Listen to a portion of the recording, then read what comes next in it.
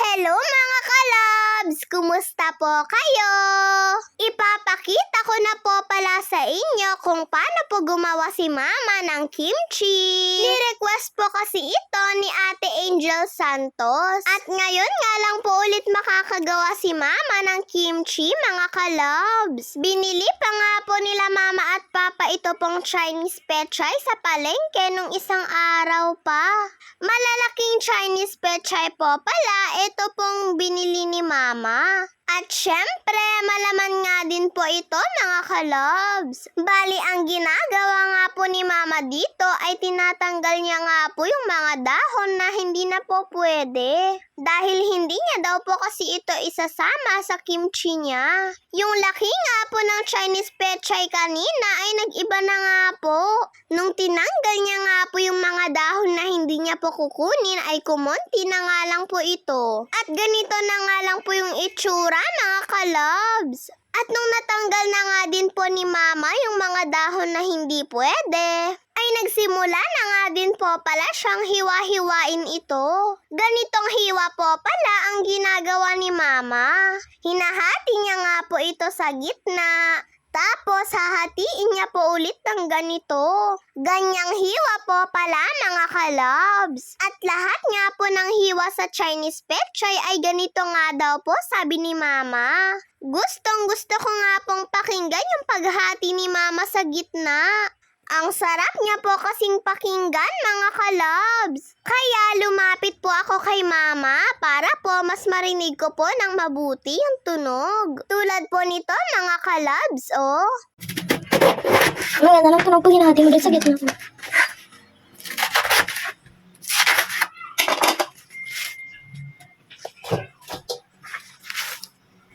O di po ba mga kalabs? Ang sarap pong pakinggan. At nung nahiwa-hiwa na nga po ni Mama yung mga gulay ay naglagay nga lang po siya dito ng asin. Ganito nga po ang paglalagay ni Mama ng asin mga kalabs para po lahat ng dahon ay malagyan.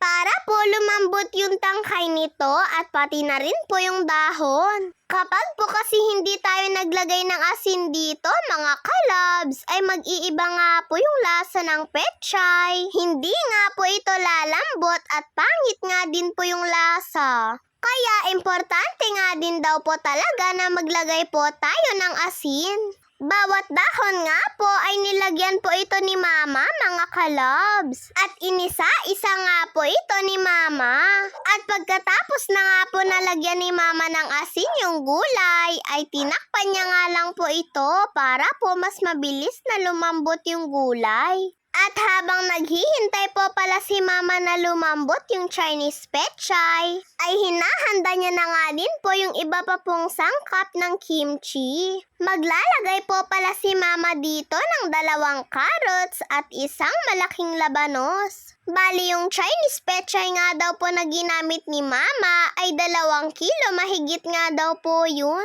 At ito nga daw pong malaking carrots at labanos yung ilalagay niya. At binabalatan na nga din po pala ito ni Mama. Tignan nyo naman po at habang nagbabalat nga po si Mama ng gulay ay may naglalambing pa nga po. Natutuwa nga po si Papa mga kalabs dahil gumagawa na nga daw po si Mama ng paborito niyang kimchi. Kahit nga po si Kuya nung nakita niya rin po itong ginagawa ni Mama ay natutuwa na nga din po siya.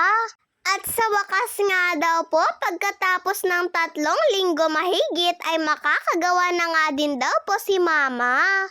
Medyo matagal na rin po pala yun mga kalabs. At ganitong hiwa naman nga po pala ang ginawang hiwa ni Mama sa labanos. Kahit ano naman daw pong gusto nyong hiwa ay pwede lang daw po. At sa carrots naman po mga kalabs ay ganito nga po ang pinaghiwa ni Mama.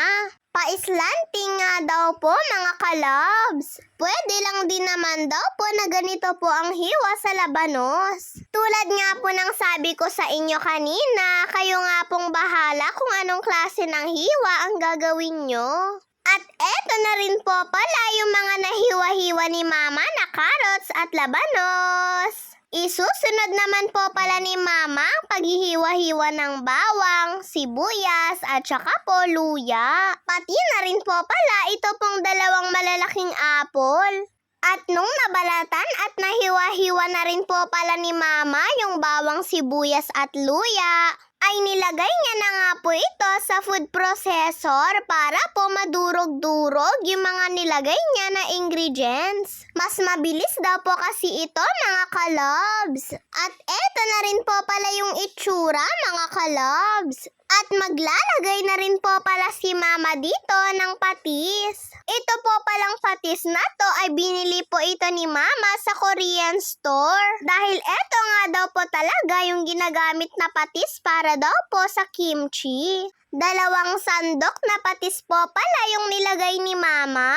At nung pagkatapos nga po na nadurog ni Mama yung bawang, sibuyas at luya, ay sinunod naman po niyang nilagay yung apple. At eto na nga po yung itsura ng pinaghalo-halo ni Mama na ingredients. Dapat nga daw po ay ganito yung magiging itsura ng ihahalo natin sa kimchi mga kalabs. At yung Chinese pechay naman po na nalagyan ng asin mga kalabs ay binabaligtad lang po ito ni Mama. Yung mga nasa ilalim ay yun naman po ang nilalagay niya sa taas. Para nga daw po pantay ang pagkalambot nito. Tapos ay tinakpan nga lang po ulit ito ni Mama.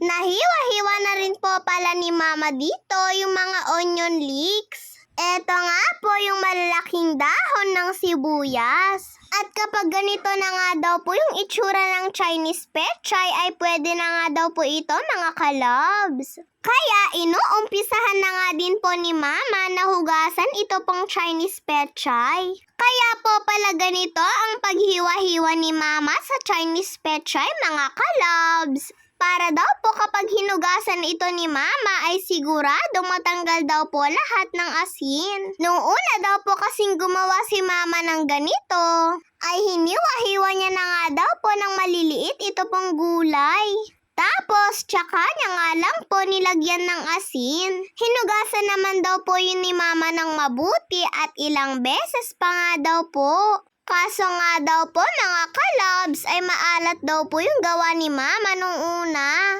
Kaya ganito na nga daw po lagi yung ginagawa ni Mama kapag naghihiwa siya ng Chinese pechay. Para nga daw po matanggal ng mabuti yung asin na nakakapit dito. At pagkatapos na nga daw pong nahugasan ni Mama ng mabuti yung Chinese pechay, ay dinrain niya nga lang po muna ito.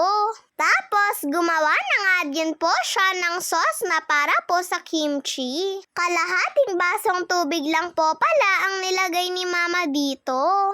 Tapos, naglagay po siya dito ng 1.5 kutsara ng glutinous. Dapat nga daw po mga kalabs ay mahinang apoy lang daw po yung gamit dito para hindi daw po kaagad masunog. Tapos, naglagay na rin po pala si Mama dito ng 2 kutsarang brown sugar. At kapag ganito na nga daw po yung itsura ng sauce mga kalabs ay pwede na nga din daw po ito. At pagkatapos na nga din pong madrain ni Mama yung gulay, ay tsaka niya na nga lang daw po ito hiwa-hiwain ng tamang hiwa. Ganitong hiwa po kasi yung talagang ginagawa ni Mama. Pwede lang din naman po mga kalabs kahit hindi na nga po ito hiwain at yung unang ginawa nga po ni Mama na hiwa ay pwede na nga din po yun. Pero nasa sa inyo pa rin po mga kalabs kung gusto nyo po yung ganong hiwa o yung ganitong maliliit na lang. Para daw po kasi kay Mama ay mas gusto niya daw po yung ganitong maliliit lang na hiwa. Lalo na nga po si Kuya ay ganitong hiwa nga po yung gustong gusto niya nga pong nire-request kay Mama.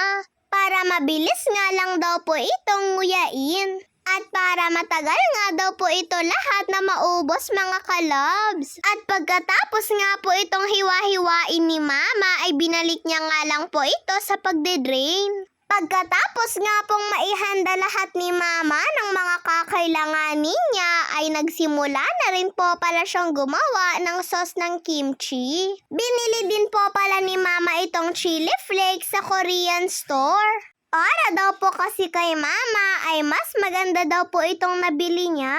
Nung una daw po kasi na bumili si Mama ng chili flakes sa Shopee ay napeke nga daw po siya mga kalabs. Kaya naisipan nga daw po nila Mama at Papa na dun na lang daw po mismo sila bibili sa Korean store ng chili flakes. Naglagay din po pala si Mama dito ng 2 cup ng chili flakes. Depende nga po sa inyo kung gaano kaanghang yung gusto nyo mga kalabs. Tapos nilagay na nga din po ni Mama yung blender niya pong bawang sibuyas at saka po luya at apple. At nilagay niya na nga din po yung dahon po ng onion leeks. Nagpadagdag pa nga po si Papa dito ng kalahating cup ng chili flakes. Gusto po kasi ni Papa at Kuya ng mas maanghang. At nung naihalo-halo na nga din po ni Mama yung mga ingredients mga kalabs, ay eto nga, nagsisimula na rin po siyang maglagay sa Chinese pechay.